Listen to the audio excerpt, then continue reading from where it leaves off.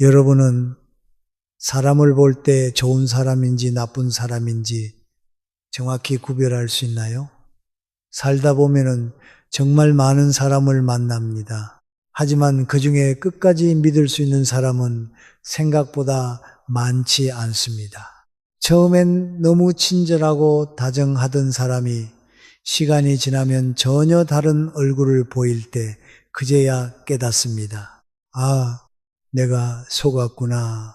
믿고 의지했던 사람이 내 등 뒤에서 험담을 하고 있었다는 걸 알았을 때 함께 울고 웃던 기억들이 순식간에 배신감으로 바뀌죠.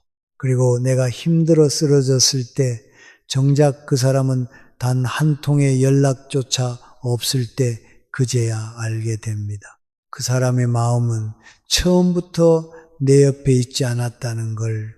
혹시 여러분도 이런 상처 겪어보신 적 있으신가요? 그때 알았더라면, 처음부터 제대로 봤더라면 그 관계를 시작하지 않았을 텐데 이런 후회를 한 번쯤 하셨을 겁니다. 그렇다면 우리는 어떻게 해야 할까요? 어떻게 하면 사람의 진짜 얼굴, 숨겨진 본성을 미리 알아볼 수 있을까요? 지금부터 사람의 본성을 꿰뚫어 보는 결정적인 5가지 신호를 알려드리겠습니다. 이 5가지만 알아도 여러분의 인생이 달라집니다. 겉모습에 속지 않고 달콤한 말에 휘둘리지 않고 가면 뒤에 진짜 얼굴을 단번에 알아볼 수 있게 될 것입니다. 오늘 주제가 마음에 드신다면 구독과 좋아요 꼭 눌러주세요. 여러분의 마음을 안아주는 더 좋은 콘텐츠로 보답하겠습니다. 자, 그럼 첫 번째 신호부터 하나하나 파헤쳐 보겠습니다. 첫 번째 신호는 옷차림입니다. 옷이 뭐 그렇게 중요해? 많은 분들이 이렇게 말합니다. 하지만 놀랍게도 옷은 거짓말을 하지 않습니다. 겉모습을 꾸미든 안 꾸미든 사람은 결국 자신을 드러내는 방식으로 옷을 입습니다. 무심코 고른 한 벌이 그 사람의 성격, 욕망, 심리 상태까지 다 보여주죠. 심리학자들은 이 현상을 enclosed cognition, 즉 입는 옷이 사고방식을 바꾼다고 부릅니다. 미국 노스웨스턴 대학교의 애덤 갈린스키 박사 연구팀은 실험 참가자들에게 같은 흰 가운을 입히되 한쪽에는 이건 의사 가운이다, 다른 쪽에는 이건 화가의 가운이다 라고 알려줬습니다. 결과는 놀라웠습니다. 같은 옷인데도 의사 가운을 입은 참가자들은 집중력과 판단력이 훨씬 높게 나타났습니다. 옷이 단순한 천이 아니라 자신이 누구인가를 인식하게 만드는 심리적 신호라는 걸 보여준 겁니다. 이 실험이 말해주는 건 간단합니다. 사람은 자신을 어떤 사람으로 보이기를 원하는가에 따라 옷을 고른다는 것, 그리고 그 무의식적인 선택 속에 그 사람의 본성이 드러납니다. 즉 그가 입은 옷이 그 사람의 마음을 말해줍니다. 예를 들어 볼까요? 항상 눈에 띄는 빨강이나 노란 옷을 입는 사람, 이 사람은 단순히 화려한 걸 좋아하는 게 아닙니다. 사람들의 시선을 받고 싶은 욕구나 여기 있어요 하고 외치는 내면의 신호일 수 있습니다.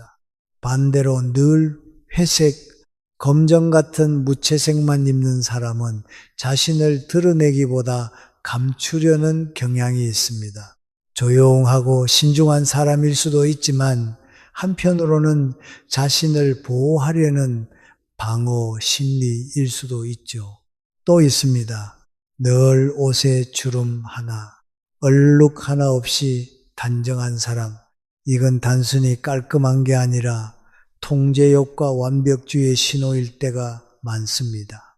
세상은 엉망이어도 내 옷만큼은 흐트러지지 않게 만들고 싶은 마음. 반면 늘 대충 입고 다니는 사람. 이건 무책임함이라기보다 남 눈치보다 내 편한 게 더 중요해 라는 태도일 수 있습니다.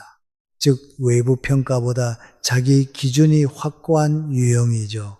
여기서 중요한 건 무엇을 입었느냐가 아닙니다. 왜 그 옷을 입었느냐입니다. 같은 옷도 이유는 완전히 다를 수 있습니다. 화려한 옷을 입은 이유가 기분이 좋아서일 수도, 주목받기 위한 계산일 수도 있듯이 말이죠. 정장은 더 극명합니다. 누군가는 상대를 존중하기 위해 입고 누군가는 권위를 과시하기 위해 입습니다. 그래서 관찰해야 할 건 그 사람의 선택 패턴입니다. 첫째, 스타일이 일관적인가? 자기 정체성이 확실한 사람은 유행이 바뀌어도 본인만의 축이 있습니다. 반대로 스타일이 하루가 다르게 바뀌면 타인의 평가에 휘둘리는 사람일 가능성이 큽니다.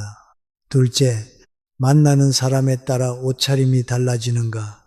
후배 앞에서는 아무렇게나, 윗사람 앞에서는 번듯하게 차려입는다면 그건 상황이 아니라 이득을 기준으로 사람을 대하는 겁니다. 셋째, 타인의 말 한마디에 바로 옷이 바뀌는가? 그거 안 어울려. 한마디에 다음날부터 사라지는 옷, 그거 요즘 유행이야. 한마디에 바로 바뀌는 스타일. 이건 자기 확신이 약한 사람의 전형적인 모습입니다. 결국 옷은 보여지는 나와 진짜 나 사이의 거리입니다.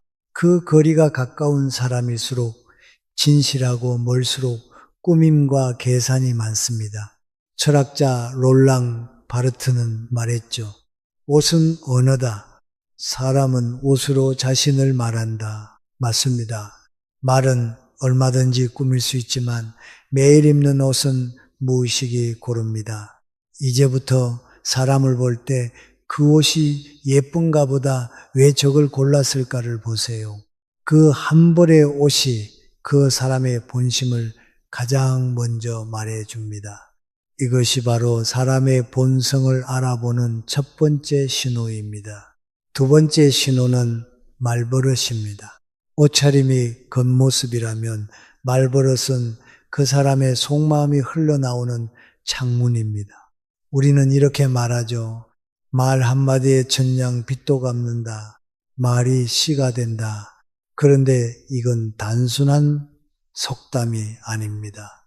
심리학적으로 증명된 과학적 사실입니다. 미국 하버드 대학교 심리학과 연구팀은 10년 동안 수천 명의 대화를 분석했습니다. 그 결과는 충격적이었습니다. 사람의 성격과 태도, 심지어 인생관까지도 그가 평소에 무심코 사용하는 단어와 말투 속에 드러난다는 것입니다. 즉 사람의 말버릇은 그 사람의 인격을 숨김없이 보여주는 언어적 지문입니다. 옷은 꾸밀 수 있습니다. 표정은 연기할 수 있습니다. 행동은 통제할 수 있습니다. 하지만 입에서 무심코 튀어나오는 말버릇만큼은 절대 속일 수 없습니다. 그렇다면 조심해야 할 위험한 말버릇.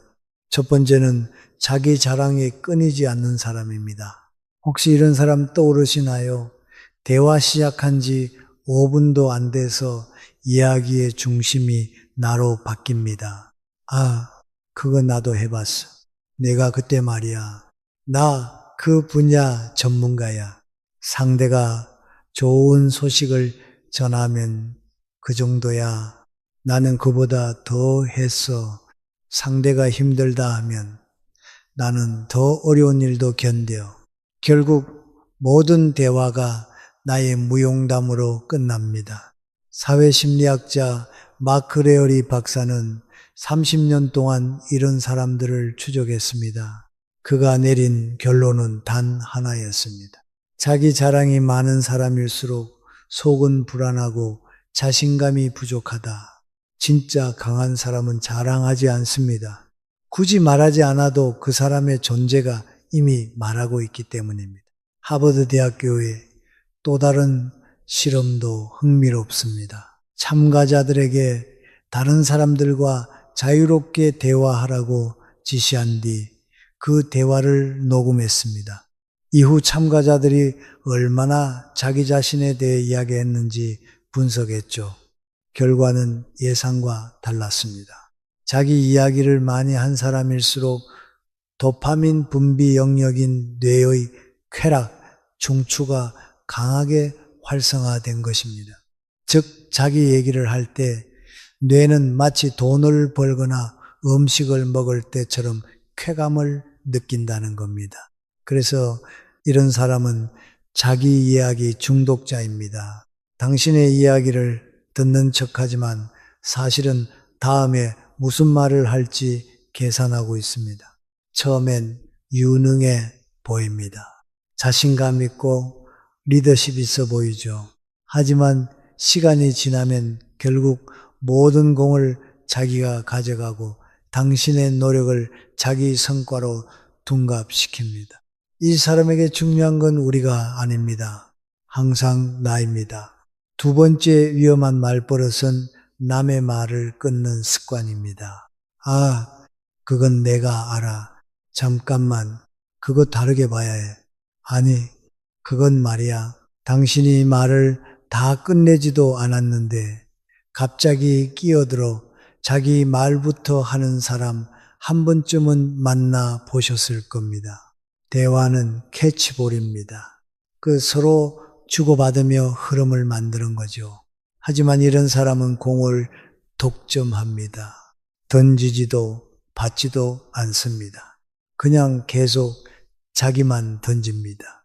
미국 조지타운 대학교의 데보라 테넌 교수는 20년간의 연구 끝에 이렇게 말했습니다. 말을 끊는 행위는 단순한 습관이 아니라 권력과 지배를 과시하는 언어적 행동이다. 즉 말버릇 하나가 나 너보다 위라는 무의식적 선언인 셈입니다. 상대의 말을 끊는 사람일수록 자신이 대화를 주도해야 한다고 믿습니다. 그리고 상대를 동등한 존재로 보지 않습니다. 하버드 비즈니스 리뷰에서도 비슷한 실험이 있었습니다. 팀 회의에서 누가 몇 번 말을 끊는지 기록했더니 놀랍게도 직급이 높을수록 그리고 자기 중심적 성향이 강할수록 타인의 말을 자주 끊는 경향이 나타났습니다. 즉 말버릇 하나로 그 사람의 권력욕과 성격까지 드러난다는 거죠. 혹시 주변에 이런 사람 있으신가요? 당신이 말하려는 순간 그건 말이야 하며 끼어드는 사람. 그 사람은 당신을 존중하지 않습니다. 당신의 생각은 들을 가치가 없다고 여기는 겁니다. 말버릇은 그 사람의 내면을 숨김없이 비춥니다.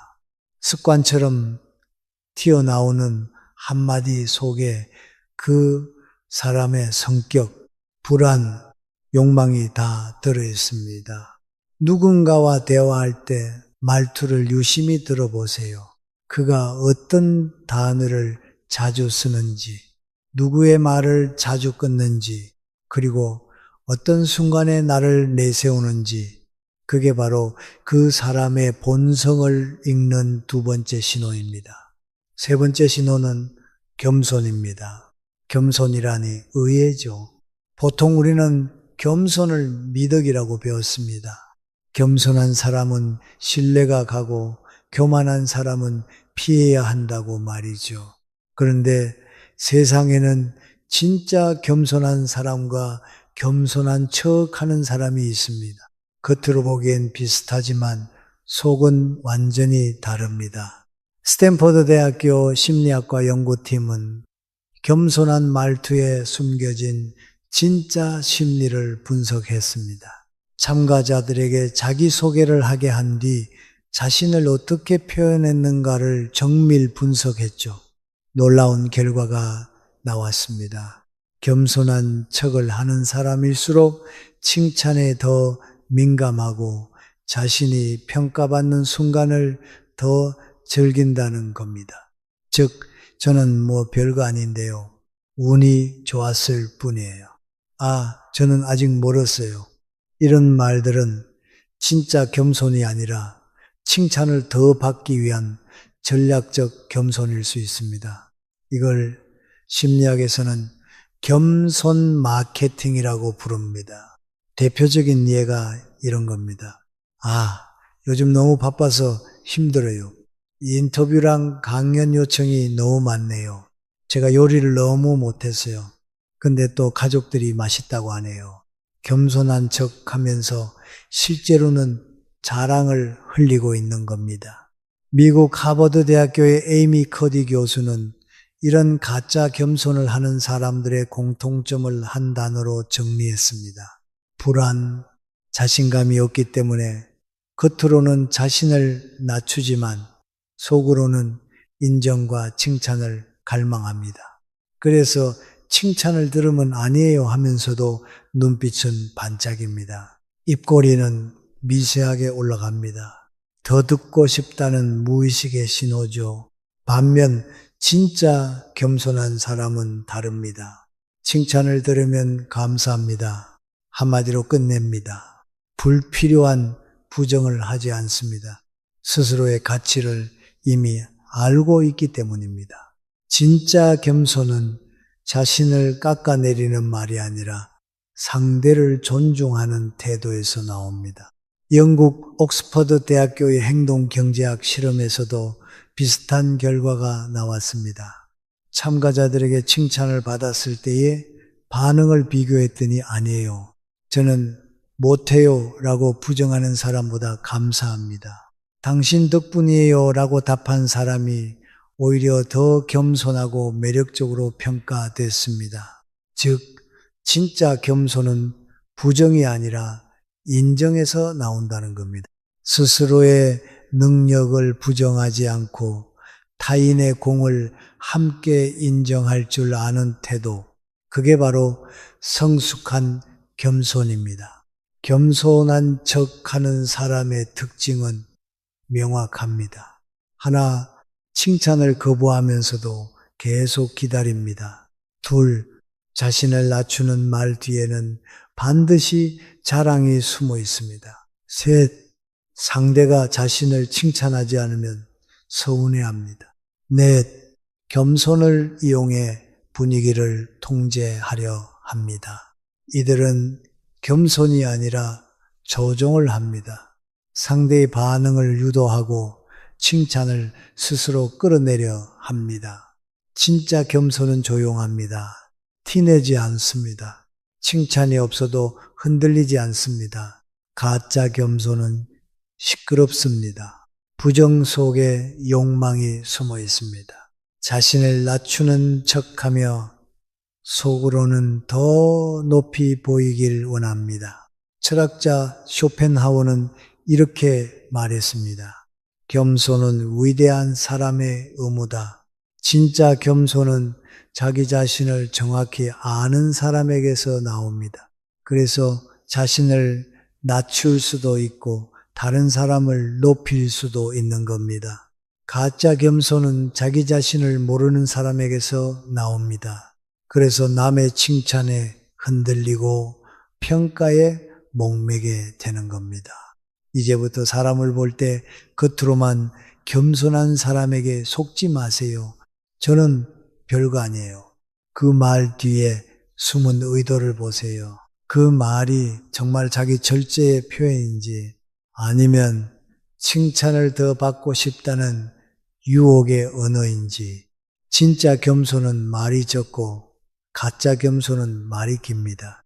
진짜 겸손은 담담하고 가짜 겸손은 연극적입니다. 그 차이를 구별할 줄 아는 순간 당신은 사람의 본심을 꿰뚫어 보는 눈을 갖게 됩니다. 이것이 사람의 본성을 알아보는 세 번째 신호입니다. 네 번째 신호는 시선입니다. 사람의 눈은 거짓말을 하지 않습니다. 말은 얼마든지 꾸밀 수 있어도 눈빛만큼은 속일 수 없습니다. 혹시 이런 경험 있으신가요? 분명 웃고 있는데 그 웃음이 이상하게 불편하게 느껴지는 사람. 말은 친절한데 눈빛은 차갑고 계산적인 사람. 이상하게 눈이 마주치면 등골이 서늘해지는 그런 느낌. 그건 단순한 느낌이 아닙니다. 뇌가 이미 그 사람이 진짜 감정을 포착한 겁니다. 미국 프린스턴 대학교 심리학 연구팀은 사람들이 타인의 눈을 볼 때 0.1초 만에 신뢰 여부를 판단한다는 걸 밝혔습니다. 불과 0.1초 말 한마디 나오기도 전에 우리의 뇌는 상대의 눈빛을 보고 이 사람 믿을 만한가를 이미 결정하고 있습니다. 그럼 어떤 눈빛에서 사람의 본심이 드러날까요? 첫째, 눈을 피하는 사람. 이건 단순히 부끄러움의 문제가 아닙니다. 하버드 대학교의 사회인지 실험에 따르면 타인의 시선을 회피하는 사람은 자기 감정을 숨기려는 경향이 강했습니다. 특히 죄책감, 거짓, 불안을 느낄 때 무의식적으로 눈을 피합니다. 그래서 상대가 이야기를 하다가 갑자기 눈을 내리거나 시선을 돌린다면 그건 감정이 흔들리고 있다는 신호입니다. 둘째, 눈을 너무 오래 응시하는 사람.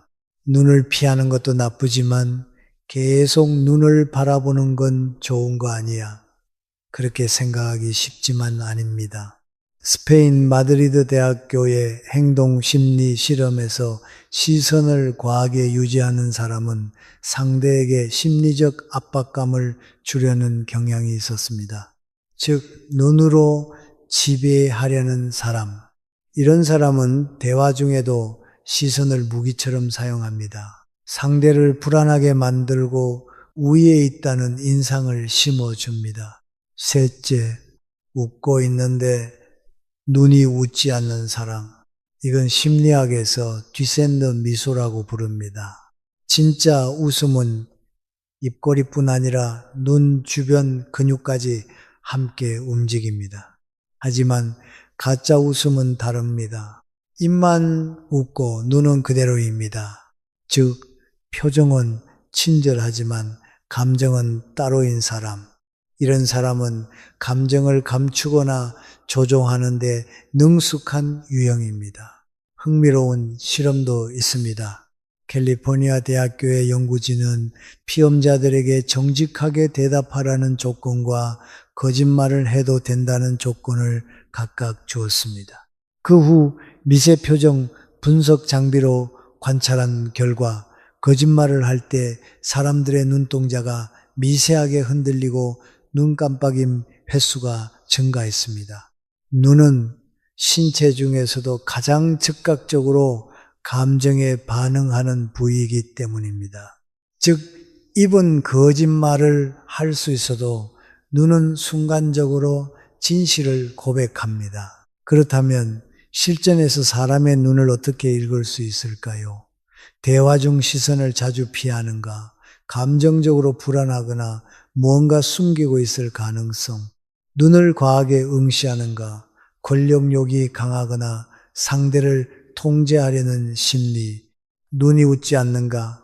진심 없는 친절, 계산된 관계일 확률? 눈빛에는 의도가 없습니다. 그냥 본능입니다. 그래서 더 진실합니다. 쇼펜하우어는 이렇게 말했습니다. 말은 생각을 숨기지만 눈은 영혼을 드러낸다. 사람을 볼 때 말보다 눈을 먼저 보세요. 그 사람이 어떤 마음으로 당신을 대하는지 그 눈빛 하나면 충분합니다. 다섯 번째 신호는 권력을 쥐었을 때 변하는가입니다. 사람의 본성은 평범할 때보다 힘을 가졌을 때 가장 적나라하게 드러납니다. 권력은 거짓말을 하지 않습니다. 권력은 가면을 벗깁니다. 권력은 그 사람의 진짜 얼굴을 드러냅니다. 미국 스탠퍼드 대학교에서 심리학 역사상 가장 충격적인 실험이 있었습니다. 바로 스탠퍼드 감옥 실험. 심리학자 필립 짐바르도 교수는 평범한 대학생들을 모집했습니다. 그들 중 정신적으로 건강하고 성숙한 사람들만 선별했죠. 그리고 반은 교도관, 반은 죄수 역할을 맡겼습니다. 그저 단순한 역할극이었습니다. 단 2주간의 실험, 하지만 단 6일 만의 실험은 중단됐습니다. 왜였을까요? 교도관 역할을 맡은 학생들이 조금씩 변하기 시작했습니다. 처음엔 장난처럼 명령을 내리더니 며칠 뒤엔 죄수들을 모욕하고 통제했습니다.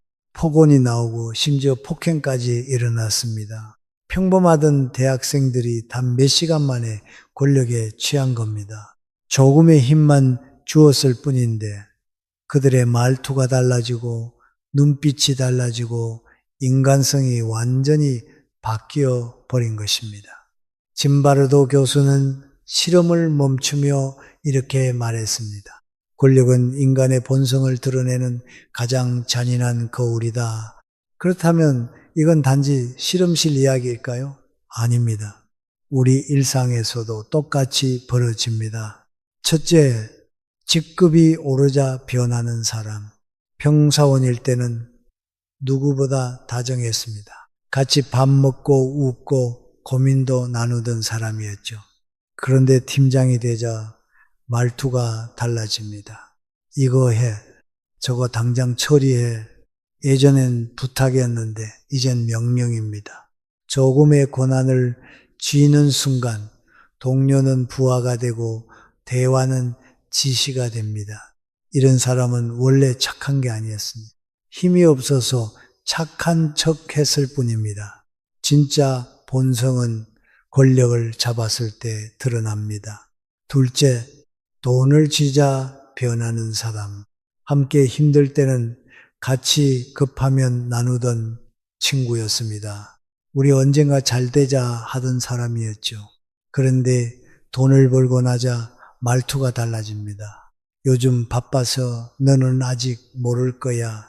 예전엔 함께였던 우리가 이젠 너와 나로 갈라집니다. 하버드 대학교 경제심리학 연구팀의 연구 결과는 이 현상을 과학적으로 입증했습니다. 사람은 돈이 많아질수록 공감 능력이 급격히 줄어듭니다. 부유한 참가자들은 타인의 고통에 무감각해졌고 불편한 장면을 봐도 뇌의 감정 반응이 둔해졌습니다. 즉 돈이 그들을 바꾼 게 아니라 돈이 그 안의 본성을 드러낸 것입니다. 셋째, 아주 작은 권한에도 변하는 사람. 직장에서 작은 프로젝트 리더가 되자마자 후배에게 고압적으로 굴고 모임에서 총무를 맡더니 돈으로 사람을 통제하려 하는 사람, 아이의 부모가 되자 사랑보다 통제를 앞세우는 사람, 심리학자 듀킨슬리 박사는 말했습니다. 큰 권력보다 작은 권력에서 인간의 본성이 더 정확히 드러난다. 큰 권력은 감시가 있지만 작은 권력은 감시가 없습니다. 그래서 가면을 쓰지 못합니다. 작은 자리에서도 변하는 사람이라면 큰 자리를 가지면 훨씬 더 위험해집니다. 권력은 시험입니다. 그 시험 앞에서 누군가는 겸손해지고 누군가는 오만해집니다. 누군가는 그 힘을 책임으로 쓰고 누군가는 그 힘을 쾌감으로 씁니다. 독일 철학자 니체는 이렇게 말했습니다. 권력은 인간을 타락시키지 않는다. 다만 그 사람의 본성을 드러낼 뿐이다. 그래서 사람을 볼 때 진짜 봐야 할 순간은 힘이 없을 때가 아닙니다. 처음에 권력을 쥐었을 때입니다. 그때 그 사람의 말투가, 눈빛이, 태도가 변하는지를 보세요. 작은 권력 앞에서 변하는 사람은 결국 어떤 권력을 쥐어도 여러분을 지켜줄 사람이 아닙니다. 권력은 인간의 얼굴을 벗깁니다. 돈, 직위, 명예, 역할, 그 어떤 형태로든 힘을 쥐었을 때 그 사람의 진짜 본 모습이 드러납니다. 그 모습을 본 순간 여러분은 알게 될 겁니다. 아, 이 사람은 원래 이런 사람이었구나. 이것이 사람의 본성을 꿰뚫어 보는 5번째 신호입니다. 이제 모든 신호를 알게 되었습니다. 다시 한번 정리하겠습니다. 첫 번째, 옷차림을 보세요.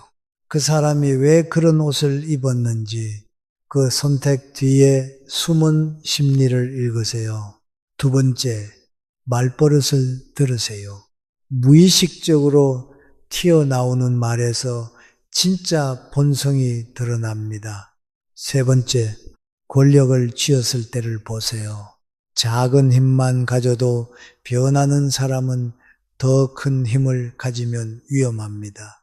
네 번째, 약속을 대하는 태도를 보세요. 약속을 가볍게 여기는 사람은 여러분도 가볍게 여길 것입니다. 다섯 번째, 여러분의 성공에 어떻게 반응하는지 보세요. 진심으로 기뻐하는지, 질투하는지가 본성을 드러냅니다. 사람을 만날 때 이 5가지 신호를 꼭 기억하세요. 처음엔 잘 보이지 않습니다. 하지만 시간이 지나면 반드시 드러납니다. 우리는 상대를 판단하지만 동시에 누군가도 우리를 판단하고 있습니다. 우리가 좋은 사람을 만나고 싶다면 스스로도 좋은 사람이 되어야 합니다. 니체는 말했습니다. 누군가를 오래 바라보면 그 시선의 끝에 있는 건 바로 나 자신입니다. 여러분은 어떤 시선으로 세상을 바라보고 계신가요? 그리고 여러분은 어떤 모습으로 비춰지고 있나요? 여러분의 경험과 생각을 댓글로 나눠주세요. 여러분의 이야기가 누군가에게 큰 위로와 깊은 깨달음이 될 것입니다. 그리고 이어서 다음 주제를 공유하겠습니다. 귀티가 나고 품이 있는 사람은 돈은 없어도 이것이 있다. 명품 필요 없습니다. 우리는 살아가면서 이런 사람을 종종 만납니다. 명품 옷을 입고 값비싼 가방을 메고 있는데도 왠지 모르게 가벼워 보이는 사람. 반대로 면티 하나 입었을 뿐인데 묘하게 품격이 느껴지는 사람이 있죠. 왜 이런 차이가 생길까요? 돈일까요? 외모일까요? 아니면 정말로 드러나지 않는 무언가가 있는 걸까요? 오늘 영상에서는 돈이 없어도 귀티 나는 사람들의 5가지 비밀을 알려드립니다. 그 어디에서도 말해주지 않는 진짜 품격 있는 사람들의 공통점을 하나씩 풀어드릴게요. 오늘 주제가 마음에 드신다면 구독과 좋아요 눌러주세요. 여러분의 마음을 안아주는 좋은 콘텐츠로 보답하겠습니다. 첫 번째, 정말 중요한 건 어떤 옷이 아니라 어떤 태도입니다. 여러분은 이런 사람 본 적 있으시죠?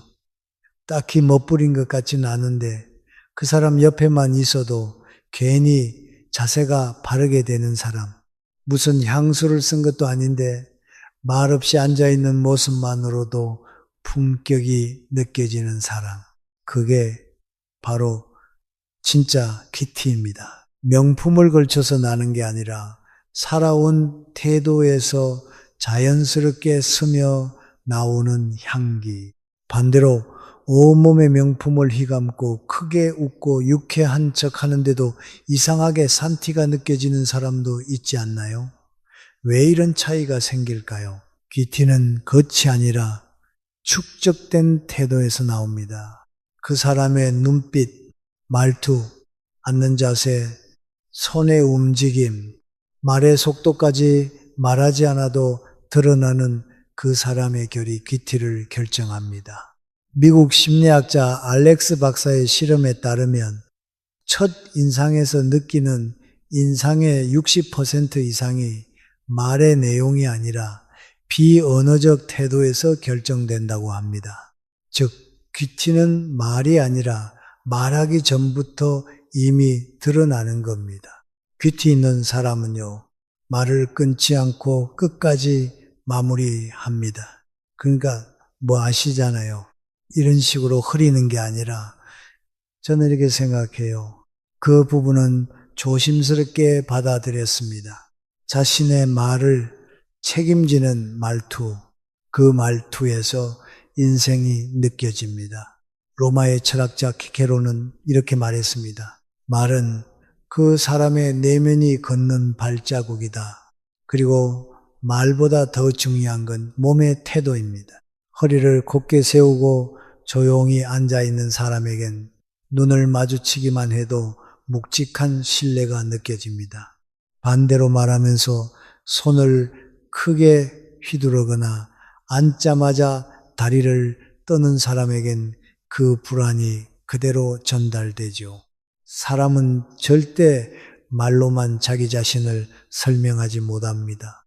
오히려 말하지 않는 순간에 그 사람의 품격은 고스란히 드러납니다. 그건 결국 누가 보지 않아도 나를 정돈하며 살아온 사람만이 가질 수 있는 힘. 독일 철학자 임마누엘 칸트는 말했습니다.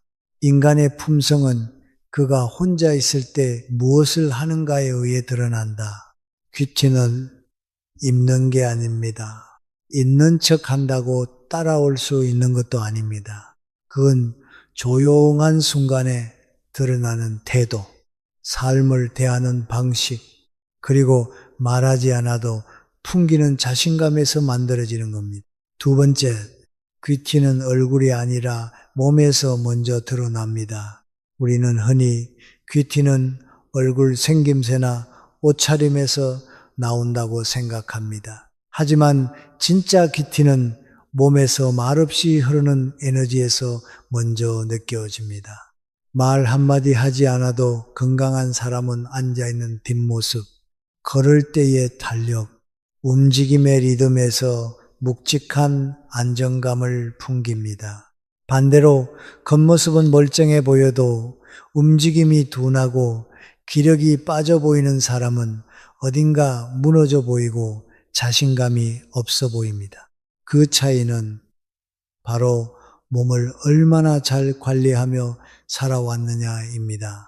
건강심리학에서는 근육은 인격이다라는 표현이 있을 정도로 몸의 상태가 그 사람의 삶 전체를 보여준다고 말합니다.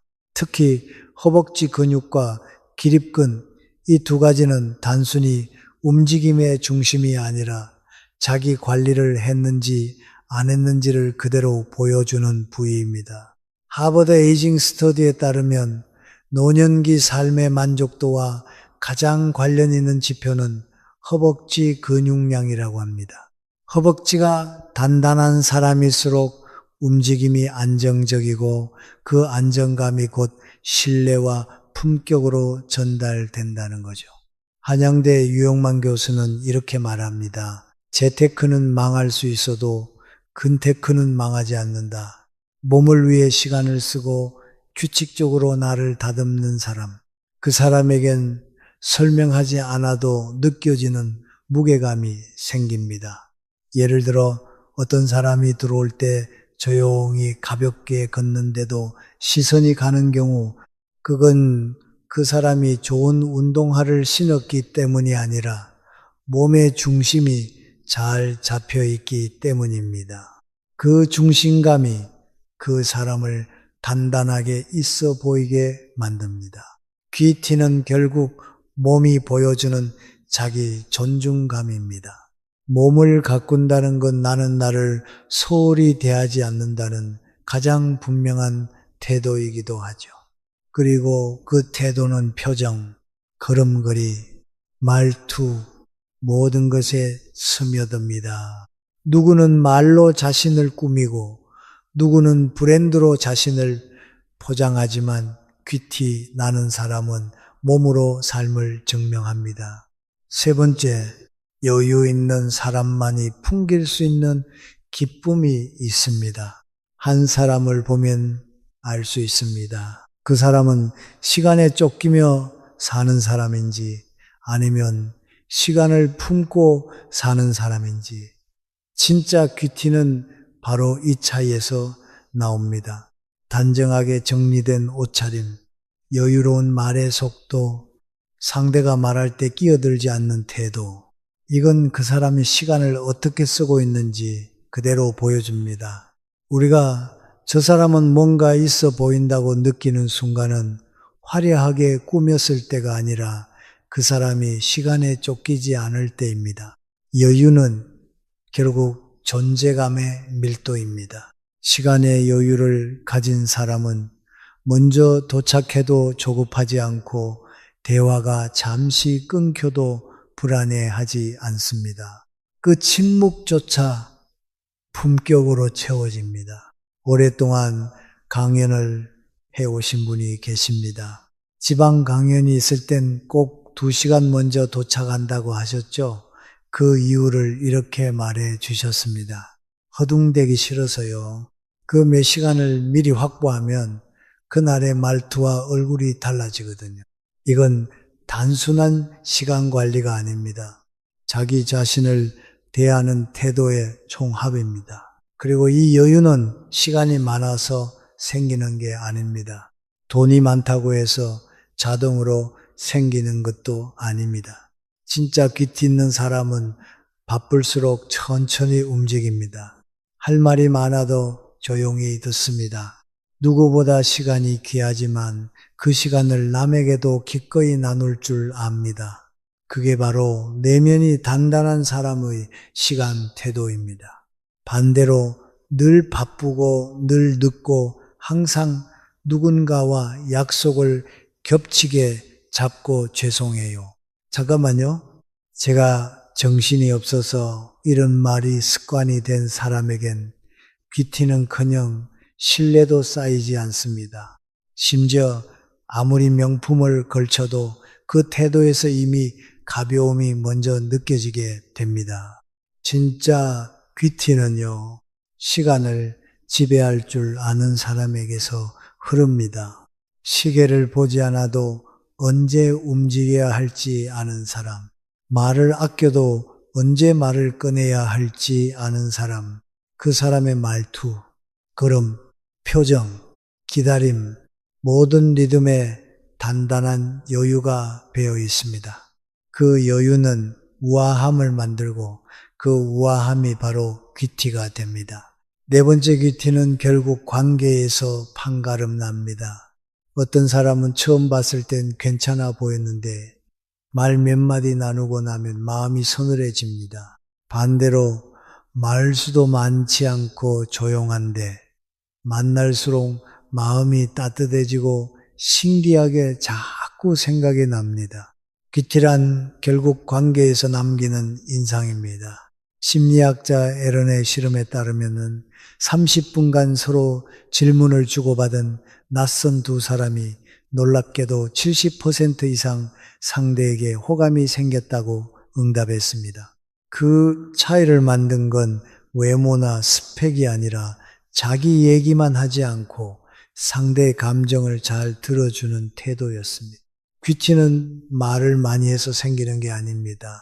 상대의 말을 조용히 잘 들어주는 사람에게서 흐릅니다. 독일 철학자 쇼펜하우어는 말했습니다. 훌륭한 사람은 말보다 듣는데 능하다. 듣는다는 건 단순히 귀를 여는 일이 아니라 상대의 감정을 내 마음에 담아주는 능력입니다. 반면 귀티 없는 사람은 관계 안에서 끊임없이 자기 얘기, 자기의 불만, 자기의 기준을 이야기합니다. 겉으로는 예의 바르지만 상대가 말할 틈도 감정을 머무를 시간도 주지 않죠. 이런 사람 앞에선 아무리 예쁘게 말하려 해도 내 말이 초라해지고 나까지 작아지는 느낌을 받게 됩니다. 진짜 귀티 있는 사람은 상대가 말할 때 자신의 차례를 기다리는 게 아니라 그 마음의 흐름을 따라갑니다. 공감은 기술이 아니라 태도입니다. 그건 내가 중심에 있지 않다는 의미입니다. 에리 브롬은 사랑의 기술에서 이렇게 썼습니다. 성숙한 사람은 타인을 소유하려 하지 않고 그 존재가 스스로 피어나도록 돌본다. 귀티는 이런 관계에서만 만들어집니다. 내가 당신을 무언가로 바꾸려 하지 않을 때, 그 자체로 아름답다고 느낄 때, 그 순간 관계는 기품을 갖게 됩니다. 그래서 귀티는 혼자 있을 때보다 타인을 대하는 태도에서 더 뚜렷하게 드러납니다. 말로 나를 증명하려 들지 않고 상대의 말에 올라타려 하지 않고 상대의 침묵까지 존중할 줄 아는 사람. 그 사람은 명품 하나 없어도 그 자체로 존중받아야 할 사람처럼 느껴집니다. 귀티란 내가 아닌 상대의 마음 안에서 피어나는 이미지입니다. 그건 그 어떤 브랜드보다 오래가고 그 어떤 외모보다 깊게 남습니다. 다섯 번째, 진짜 귀티는 내가 나를 아끼는 방식에서 시작됩니다. 요즘 많은 분들이 남들의 시선을 의식하며 살아갑니다. SNS 속 명품, 해외여행, 고급 레스토랑, 그 속에 나만 없는 것 같은 기분, 혹시 여러분도 느껴보신 적 있으신가요? 그런데 말입니다. 우리가 부티라고 믿고 따라가는 그 모습들, 실제로는 편집된 세계일 수 있습니다. 좋은 구도로 찍힌 한 장의 사진, 고급 호텔 로비에서 잠깐 찍은 인증샷, 실제 삶이 아닌 보여주기 위한 장면들, 그걸 보며 자꾸 나를 초라하게 만들고 있다면 그건 진짜 귀티와는 거리가 먼 방향입니다. 심리학자 셀리그먼은 행복을 두 가지로 나눴습니다. 쾌락 중심의 행복과 의미 중심의 행복. 우리가 SNS를 보며 부러워하는 장면들, 대부분은 바로 이 쾌락 중심의 행복입니다. 지금 이 순간 좋으면 그만이라는 감정, 하지만 그 감정은 오래가지 않습니다. 금세 사라지고 다시 또 갈망하게 되죠. 반면 의미 중심의 행복은 다릅니다. 조금 느리고 조용하지만 내가 원하는 방식으로 살아가고 있다는 안정감, 그게 바로 귀티의 핵심입니다. 귀티 나는 사람들은 자기 기준을 가지고 있습니다. 남들이 뭐라 해도 자신에게 중요한 가치를 압니다. 무엇을 위해 시간을 쓸지, 어디에 돈을 쓸지, 어떤 감정을 품을지 스스로 선택하고 책임지는 삶. 그런 사람에게선 겉으로 보이지 않아도 단단한 빛이 납니다. 독일 철학자 니체는 말했습니다. 다른 누구보다 먼저 스스로에게 존중받을 수 있어야 한다.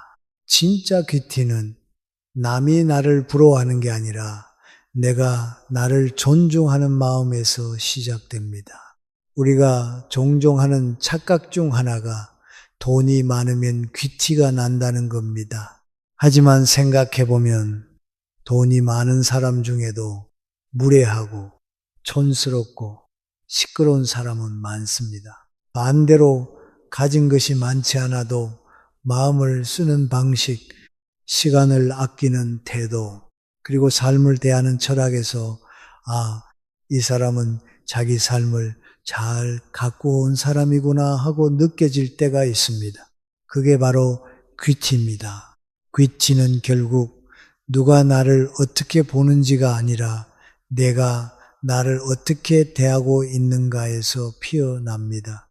자기 기준으로 하루를 설계하고 감정을 스스로 돌보고 다른 사람과 비교하지 않고 내 삶의 중심을 지켜내는 사람. 그 사람은 명품 하나 없어도 자연스럽게 귀티가 납니다. 혹시 지금도 나는 뭐 하나 제대로 가진 게 없다고 느끼고 계시다면 이 말을 꼭 전하고 싶습니다. 지금 내가 살고 싶은 방식으로 조금이라도 살아가고 있다면 여러분에겐 이미 귀티가 흐르고 있는 겁니다. 그런데 여러분, 여기서 한 가지 꼭 짚고 넘어가야 할 것이 있습니다. 바로 귀티와 부티는 전혀 다르다는 점입니다. 우리는 종종 이렇게 말하죠. 우와, 저 사람 귀티 난다. 하지만 자세히 보면 그건 진짜 귀티가 아니라 그냥 부티일 가능성이 많습니다. 부티는 말 그대로 부자처럼 보이려는 티입니다. 비싼 차, 명품 옷, 고급 시계처럼 눈에 띄는 것들로 나를 포장하는 것, 사람들의 시선을 끌기 위해, 보여주기 위해 덧입히는 껍데기 같은 거죠. 그런데 귀티는 다릅니다. 귀티는 숨겨도 흘러나오는 것입니다. 그 사람의 말투, 태도, 자세, 상대를 대하는 방식 속에서 조용히 스며 나오는 품격입니다. 부티는 외모에서 시작되지만 귀티는 태도에서 시작됩니다. 부티는 나 이런 사람이다 하고 외치지만 귀티는 말하지 않아도 저 사람은 다르다는 인상을 남깁니다. 부티는 돈이 많으면 누구든 가질 수 있지만 귀티는 아무나 가질 수 없습니다. 돈이 없더라도 스스로를 아끼고 말투를 정돈하며 시간을 예의 있게 쓰는 사람에게 그 단단한 향기처럼 피어나는 게 귀티입니다. 또 하나 중요한 차이. 붙이는 시간이 지나면 퇴색되지만 귀티는 시간이 쌓일수록 깊어집니다. 나이 들수록 브랜드 하나로는 결코 채워지지 않는 그 깊이. 그건 부티가 아니라 살아온 시간 속에 남는 태도와 품격의 기록입니다. 누군가는 부티를 자랑합니다. 하지만 사람들은 귀티에 끌립니다. 귀티 있는 사람은 우와, 저 옷 어디서 샀을까? 보다 저 사람처럼 나도 나이 들고 싶다는 생각을 들게 만듭니다. 혹시 지금까지 부티를 귀티로 착각하며 무리하게 나를 꾸며왔던 건 아니셨나요? 이제는 방향을 바꿔야 할 때입니다. 부티는 보여주기 위한 삶이고 귀티는 나를 정돈하는 삶입니다. 그럼 우리도 귀티를 만들 수 있을까요? 어떻게 시작하면 좋을까요? 그 해답이 될 오늘부터 할 수 있는 실천 팁 3가지 지금 바로 시작합니다. 첫 번째, 하루에 단 10분 말투를 정돈하는 시간 가져보기. 앞서 말씀드렸죠. 귀티는 말에서 흐릅니다. 하지만 여기서 말하는 말은 화려한 어휘나 어려운 표현이 아닙니다. 그 사람의 기본 말투, 다시 말해 감정이 올라올 때 습관처럼 튀어나오는 말들이 그 사람의 내면을 고스란히 보여줍니다. 가령 이런 말, 여러분도 자주 듣거나 쓰셨을 겁니다. 몰라요. 알아서 하세요. 아, 진짜 왜래요? 그게 뭐 대단한 건가요? 됐고요. 이 말들은 대부분 화가 섞였거나 책임을 피하려는 느낌 혹은 상대를 밀어내는 인상을 줍니다. 특히 중장년층에서 자주 나오는 됐고요. 그게 뭐 어쨌다고요. 같은 말은 어느새 나도 모르게 상대를 방어적이게 만들고 대화의 품격을 떨어뜨립니다. 그렇다면 이 말들을 어떻게 바꿔야 내 감정을 해치지 않으면서도 상대를 불쾌하게 하지 않고 오히려 단단한 인상을 줄 수 있을까요? 예를 들어보겠습니다. 몰라요. 알아서 하세요 라는 말은 그 부분은 신중하게 결정하시는 게 좋을 것 같아요 라고 말하면 내 입장은 명확하게 전하면서도 상대의 판단을 존중해주는 인상을 줍니다. 그게 뭐 대단한 건가요? 라는 말은 그냥 툭 내뱉는 대신 저는 그렇게까지 중요하게 생각하진 않았는데 한번 다시 생각해 볼게요 라고 바꾸면 부드럽지만 분명한 태도가 됩니다. 아, 진짜 왜 이래요? 라는 감정적인 말은 제가 살짝 당황했어요. 잠시만요 라고 말하는 것만으로도 상대에겐 배려를, 나에겐 품격을 남깁니다. 됐고요 라는 단절의 말은 이야기를 조금 정리해 볼게요 라고 하면 대화의 흐름을 끊지 않으면서도 내 입장을 조율할 수 있습니다. 심리학자들은 말합니다. 우리가 일상에서 무심코 쓰는 말들이 사람이 느끼는 이미지를 결정하는 데 큰 영향을 미친다고요. 그리고 로마의 철학자 키케로는 이렇게 말했습니다. 말은 그 사람의 내면이 걷는 발자국이다. 무슨 말을 하는지가 아니라 그 말을 어떤 톤으로, 어떤 태도로 하느냐가 그 사람의 인생을 말해주는 겁니다. 따라서 하루에 단 10분만이라도 내가 평소 자주 쓰는 말을 떠올려 보세요. 그리고 그 중에서도 짜증날 때, 당황할 때, 피곤할 때 나오는 말투를 한두 개씩만 바꿔보는 겁니다. 말투를 바꾸는 건 내 인생의 분위기를 바꾸는 시작입니다. 귀티는 말에서 흐릅니다. 그리고 말은 결국 마음의 상태가 언어로 흘러나온 것입니다. 정돈된 말에는 단정한 내면이 묻어납니다. 두 번째, 시간을 쓰는 방식이 곧 당신의 품격입니다. 귀티, 많은 사람들의 공통점이 하나 있습니다. 그들은 시간을 다르게 씁니다. 시간이 많아서가 아닙니다. 돈이 많아서도 아닙니다. 나는 내 시간에 책임진다는 태도가 몸에 배어 있는 겁니다. 혹시 이런 사람 보신 적 있으신가요? 약속 장소에 늘 5분, 10분 먼저 와 있고 도착해서도 허둥대지 않고 조용히 기다리는 사람. 그런 사람은 대화가 시작되기 전부터 상대에게 이미 안정감을 줍니다. 반대로 늘 급한 표정으로 숨차게 들어오며 죄송해요.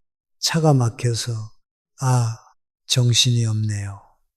이렇게 시작하는 사람은 아무리 명품을 입고 목소리를 크게 내도 이상하게 급하고 가벼운 인상이 남습니다.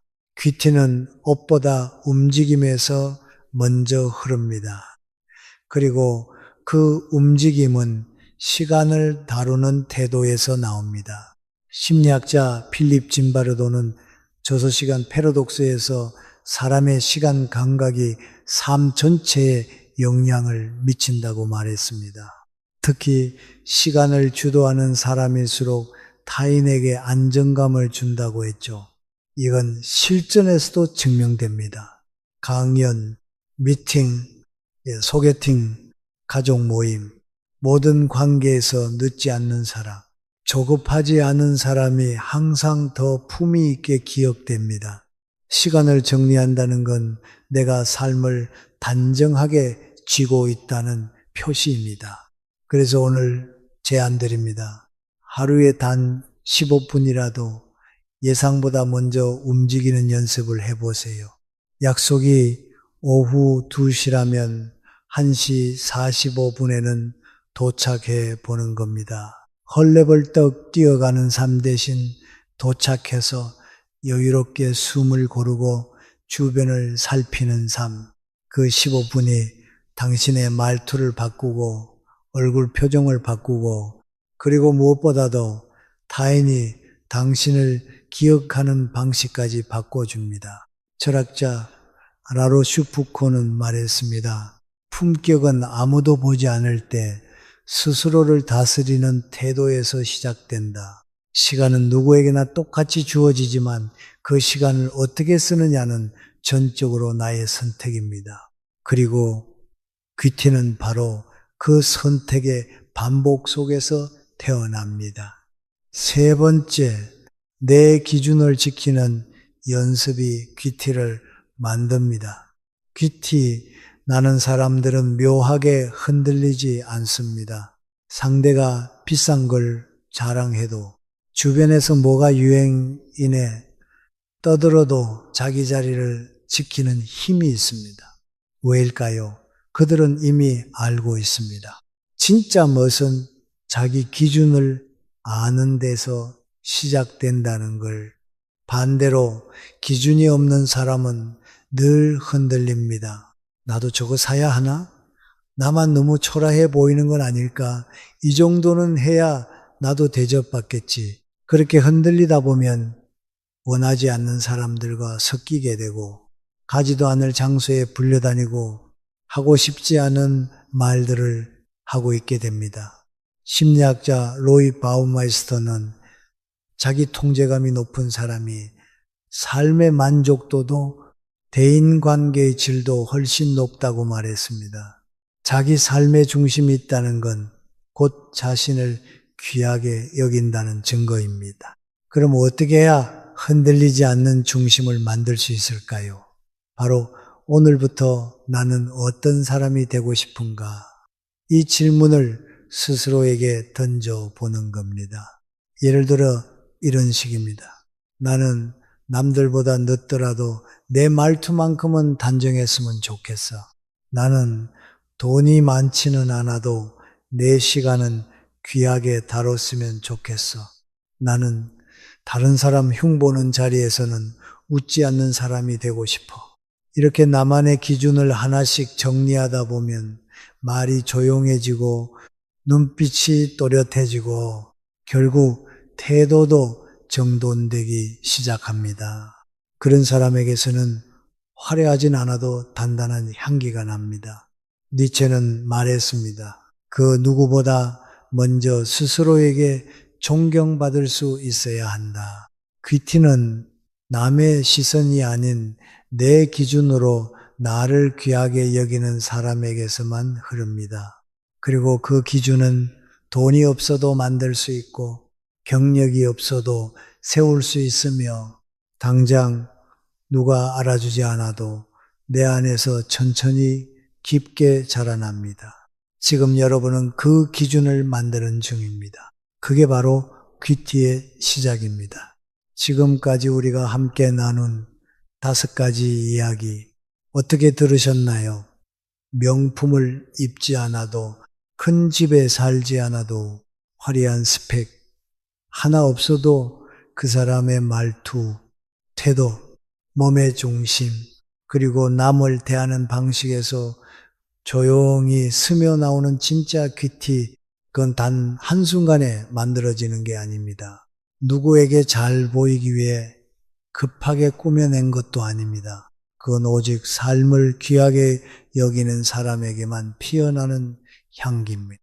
그러니 여러분, 오늘부터 누가 나를 어떻게 보느냐보다 내가 나를 얼마나 정성껏 대하고 있는지 한 번 더 들여다봐 주세요.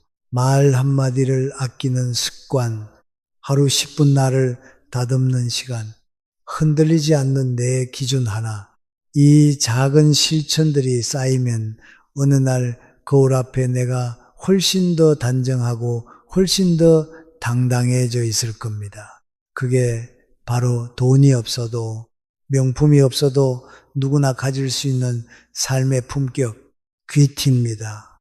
그리고 언젠간 누군가 당신을 바라보며 이렇게 말할 겁니다. 저도 그 사람처럼 조용히 반짝이는 어른이 되고 싶어요. 오늘 영상을 보며 여러분은 어떤 생각이 드셨나요? 여러분의 경험과 생각을 댓글로 나눠주세요.